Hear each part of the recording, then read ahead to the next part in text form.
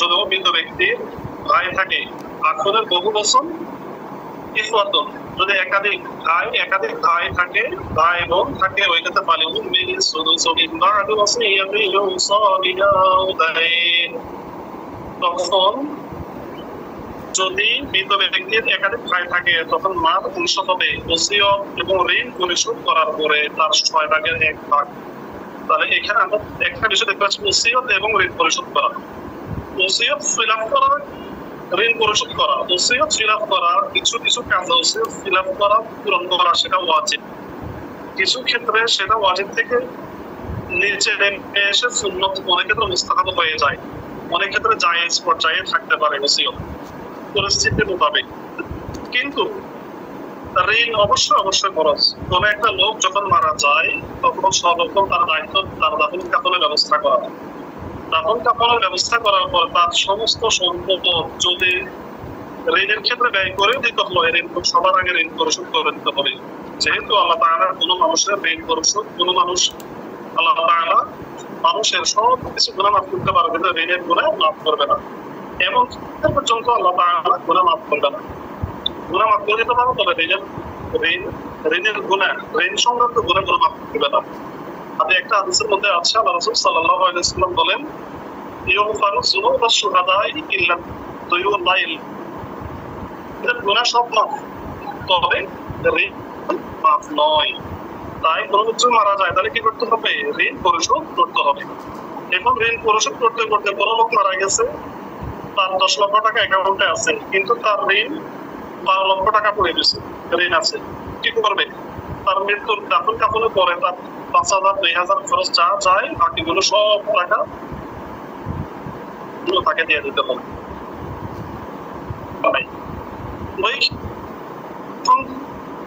দাফন কাফন না করে আবার যাবে না, তাহলে মৃত্যু হলো ওই লোককে কি করা?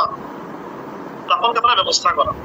যেহেতু একটা হাদিসে রাসূল সাল্লাল্লাহু আলাইহি ওয়াসাল্লাম বলেছেন, কোন লোক যদি ঋণগ্রস্ত হয়, এখন তার ঋণ পরিশোধ করার কোনো টাকা কিছু নেই, শুধু একবার তার পোশাক, এমন অবস্থায় তার পোশাক খুলে নেওয়ার কোনো সুযোগ নাই। মারা গেলেও তার দাফন পরিশোধ করার কোনো সুযোগ নাই। আগে তার দাফন কাফন যত টাকা খরচ হয় সেগুলো দিতে হবে, আর বাকি টাকা যেগুলো থাকলে ঋণ বাবদ খরচ দিয়ে দিতে হবে।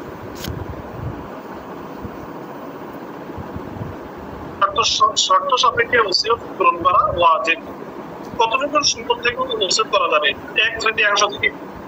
কেউ যদি ওসিয়ত করে যায়, আমি মারা গেলে আমার 10 লক্ষ টাকা ব্যাংকে আছে, এখান থেকে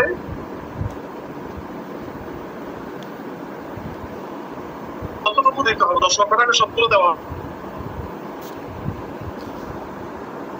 3/1 10 লক্ষ টাকা যদিও রেখে মারা গেছে, কিন্তু 3/1 অর্থাৎ এখানে 3,33,333 টাকা পর্যন্ত সে ওসিয়ত বাবদ খরচ করতে পারে, বাকি ওসিয়ত বাবদ খরচ করা যাবে না, সেগুলো তার ওয়ারিসদের মধ্যে দিয়ে দিতে হবে। তাহলে কোনো ব্যক্তি মারা গেলে পড়া সংক্রান্ত বিষয়টা আমরা জানতে পারি।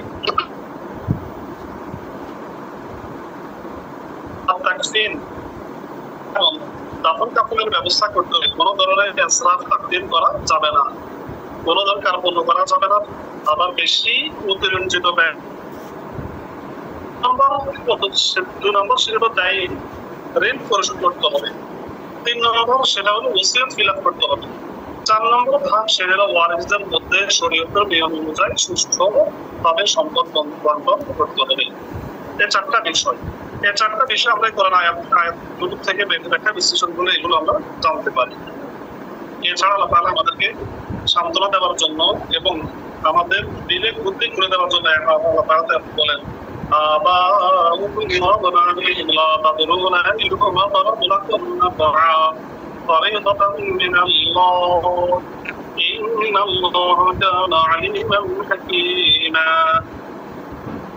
আমাদের অনেকে দেখা যায় ছেলে মেয়েদের মধ্যে থেকে কোনো ছেলে মেয়ে যারা তাকে একটু বেশি খরচ করতে পারে তাদের জন্য মা বাবা উদার, আর যারা খরচ করতে পারে না তাদের ব্যাপারে একটু উদার কম থাকে। আবার কিছু ছেলেকে বেশি আদর করে, কিছু মেয়েকে বেশি কম আদর করে। আল্লাহ তাআলা বলেন তোমরা জানো না বা তোমাদের মা বাপ তোমাদের বাপ দাদা বাবা মা অথবা বাপ দাদা যারা আছে তারা তোমাদের সন্তানরা তোমাদের জন্য সবচেয়ে উপকার দিক থেকে সবচেয়ে নিকটে কে তোমরা তা জানো না। তাই শরীয়তের বিধান তোমরা পুঙ্খানুপুঙ্খভাবে পালন করবে। সম্পদ দেওয়ার ক্ষেত্রে কারো প্রতি জুলুম যেন না হয় সেদিকে সর্বোচ্চ খেয়াল রাখবে। আর এটাই হলো এটাই হলো আল্লাহর পক্ষ থেকে অবধারিত বিধান, ফরজ বিধান। ইন্নাল্লাহা কানা আলিমান হাকীমা, নিশ্চয় আল্লাহ তাআলা মহাজ্ঞানী এবং মহাপ্রজ্ঞাময়। আল্লাহ তাআলা আমাদের সবকিছু জানেন। আরেকটা সূরা নিসার 12 নম্বর আয়াত আরেকটা বলা সেম, এখানে বিধিবিধানগুলো তুলে ধরেছে। আমি এটা ব্যাখ্যা বিশ্লেষণ হয়তো সময় পাবো না, হয়তো সময় টাইম আউট হয়ে যেতে পারে, সংক্ষিপ্ত আকারে বলছি। ওয়ালাকুম নিসফু মা তারাকা আজওয়াজুকুম ইল্লাম ইয়াকুল লাহুন্না ওয়ালাদ, তাহলে ওয়ালাকুম তোমাদের জন্য অর্ধেক রয়েছে তোমাদের স্ত্রী, তোমাদের আজওয়াজুকুম তোমাদের স্বামী। আচ্ছা, মা তারাকা আজওয়াজুকুম ইল্লাম ইয়াকুল লাহুন্না ওয়ালাদ, যদি কোনো লোক মারা যায়, কোনো লোক মারা গেলে তখন ওই ক্ষেত্রে স্বামীর জন্য, কোন স্ত্রী মারা গেছে তখন ওর জন্য স্বামীর জন্য অংশ কি হবে? স্বামীর জন্য অংশ হবে অর্ধেক, যদি ছেলে মেয়ে না থাকে অর্ধেক, আর ছেলে মেয়ে থাকলে হবে রুবু। এটা আমরা ফরজ আলোচনার মধ্যে সেই আলোচনাগুলো ইনশাআল্লাহ করব। সে বিষয়টা আল্লাহ তাআলা এখানে তুলে ধরেছে। ওয়ালাকুমুর রুবু মিম্মা তারাকা আজওয়াজুকুম, তোমাদের স্ত্রীরা তোমাদের জন্য যা রেখে যাবে তার মধ্যে থেকে তোমাদের জন্য তোমরা পাবে মাত্র অর্ধেক। ইল্লাম ইয়াকুল লাহুন্না ওয়ালাদ, যদি স্ত্রীর কোনো সন্তান না থাকে। এখন যদি কোন লোক মারা গেছে, তার স্ত্রীর সাথে কোন লোক মারা গেছে, স্ত্রী মারা যাওয়ার পরে তার সন্তান রেখে গেছে, তাহলে পুরুষ কতটুকু পাবে সেটা একটু আগে বলেছিলাম। স্ত্রীর সম্পদ থেকে স্বামী ছেলে সন্তান না থাকলে পাবে নিশ্চিত, তার ছেলে সন্তান, ছেলে মেয়ে যদি সন্তান কেউ না থাকলেও থাকে তখন পাবে উপর। সে কথা তারা বলেন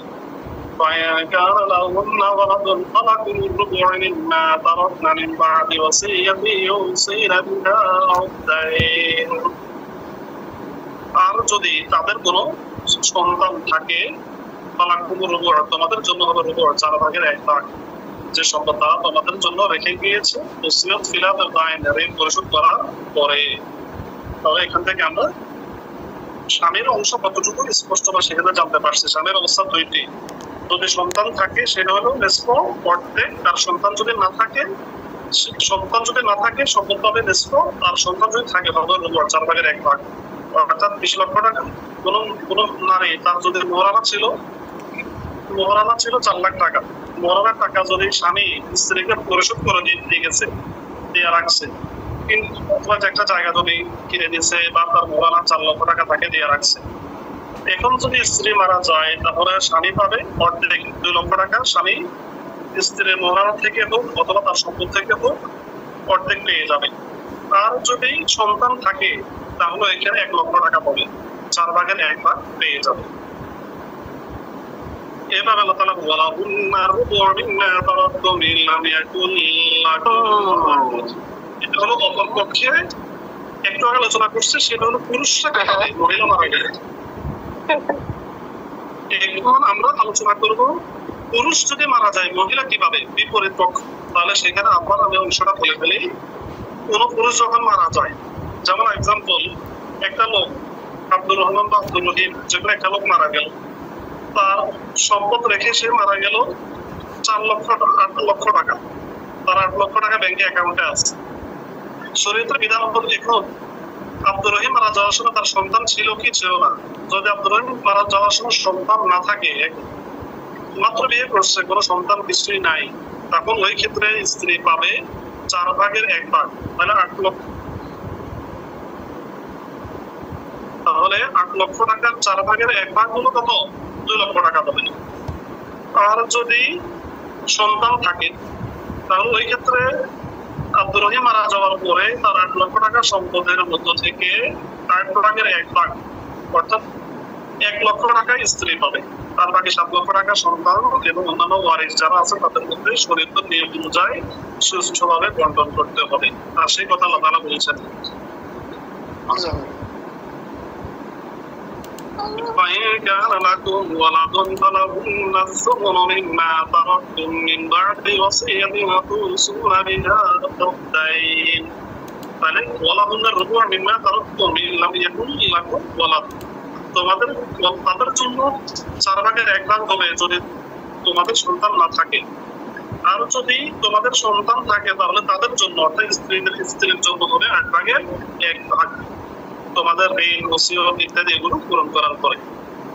وإن كان رجل يورث كلالة أو امرأة وله أخ أو أخت فلكل واحد منهما السدس।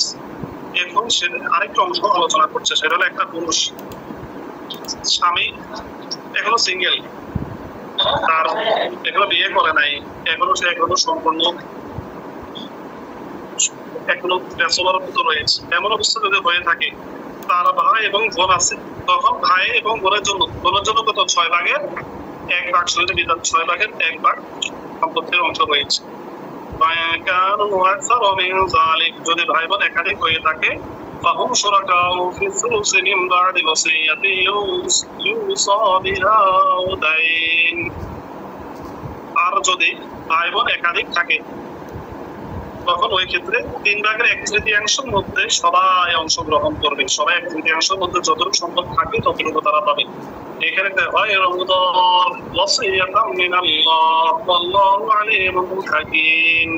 আর এই ক্ষেত্রে কোনো ধরনের ক্ষতিগ্রস্ত করা যাবে না। আল্লাহ তাআলা যে একটা অংশ দিয়েছেন এই ব্যাপারে কোনো ধরনের বাড়াবাড়ি, কোনো ধরনের ছাড়াই কোনো কিছু করা যাবে না। আর এই ব্যাপারে আল্লাহ তাআলা আল্লাহু আলিমুল হাকীম, আল্লাহ তাআলা এটা প্রোগ্রাম সবকিছু জানেন। এরপরে আল্লাহ তাআলা বলেন তিলকা হুদুদুল্লাহ ওয়া মান ইউতি'ইল্লাহা ওয়া রাসূলাহু ومن يطع الله ورسوله ويخشى الله ويتقيه فسوف يدخله جنات تجري من تحتها الأنهار। আর এটা হলো আল্লাহ তাআলার সীমানা, আল্লাহ তাআলা সীমানা নির্ধারণ করে দিয়েছে।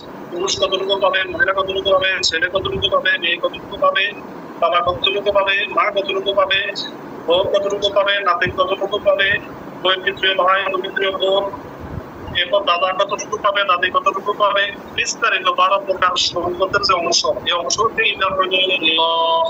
এটা হলো আল্লাহ তাআলার সীমানা ঠিক করে দিয়েছে। সীমানার ক্ষেত্রে কেউ লঙ্ঘন করতে পারবে না, কেউ তাদেরকে বঞ্চিত করলে খবর আছে, সেটা কি ওয়া মান ইউতি'ইল্লাহা ওয়া রাসূলাহু, কেউ যদি আল্লাহ তাআলার অনুসরণ করে এবং রাসূলের আনুগত্য অনুসরণ করে, ওয়া ইয়াখশাল্লাহ, আল্লাহকে ভয় করে, ওয়া ইয়াত্তাকি, এবং এই ধরনের কাজগুলো থেকে, অন্যায় কাজ থেকে বিরত থাকে, ফাসাউফা ইউদখিলহু জান্নাতিন তাজরি মিন তাহতিহা আল-আনহার, আল্লাহ তাআলা তাকে এমন জান্নাতে প্রবেশ করাবেন যে জান্নাতের তলদেশে নদী প্রবাহিত।